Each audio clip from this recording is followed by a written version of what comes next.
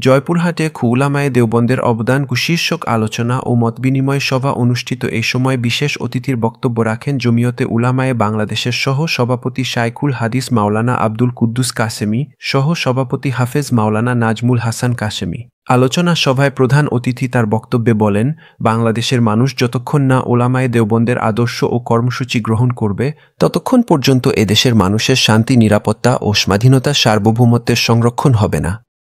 আর এছাড়া বিকল্প কোনো পথ নেই। মোহাম্মদ মাফিজুল ইসলাম, জয়পুরহাট জেলা প্রতিনিধিক।